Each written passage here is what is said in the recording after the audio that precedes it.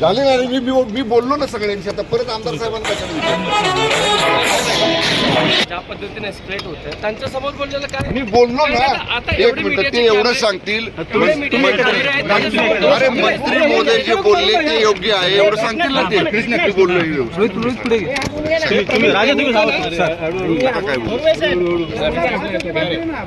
नेमकं प्रकरण काय घडलं आणि समज गैरसमज पसरत आहे, तुम्ही स्वतः स्पष्टीकरण पहिले मराठीत बोलतो, नंतर हिंदीत बोला. मराठीत सांगा.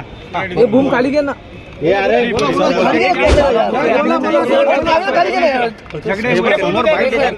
फ्रेम मध्ये काय नेमकं झालेलं आहे? दोघांच्या मध्ये वाद झाला, काय कारण होतं, काय सांगा?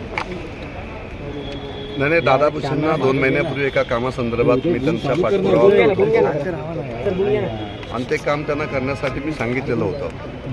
रवी कालच्या बोर्ड मिटिंगला त्यांनी ते काम जाणीवपूर्वक त्या ठिकाणी घेतलं गेलं नाही. मुख्यमंत्री महोदयांनी सुद्धा त्यांना फोन करून सांगितलेलं होतं, पण तरी सुद्धा जाणीवपूर्वक दादा भुसेंनी ते काम घेतलं नाही. त्यांना मी आज ते विचारलं त्या ठिकाणी बाहेर आम्ही वेलमध्ये की हे काम तुम्ही का घेतलं नाही. थोडंसं ते उद्धटपणे माझ्याशी बोलले, त्यामुळे आमच्यात थोडंसं झालं होतं, पण आमचं झालं दोघांच्यात. पण तुम्ही दोघे एकाच पक्षामध्ये आहात, एकाच मुख्यमंत्री एकनाथ शिंदे यांचे सहकारी आहात. असं असताना कुठे असं वाद चिघळला आणि असं ही वेळ आली? नाही, आतापर्यंत मी त्यांना सांगितलं आलेलो होतो की बाबा जी कामे असतील ते आमदारांची झाली पाहिजेत. या संदर्भात त्यांना त्या ठिकाणी सांगितलेलं होतं आणि त्या संदर्भात त्यांना बोललो तर त्यांना थोडंसं त्या ठिकाणी वाईट वाटलं. म्हणजे ते थोडंसं जोरात बोलले म्हणून आमच्या थोड्याशात मतभेद झाले होते.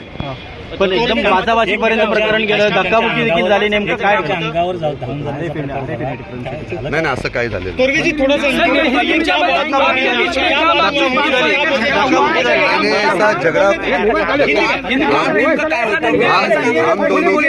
हम दोनों के बीच में ऐसा कोई झगड़ा नहीं हुआ है. दादा भुसे को महाराष्ट्रातील सर्व बातम्यांचे विश्वासार्ह व्यासपीठ.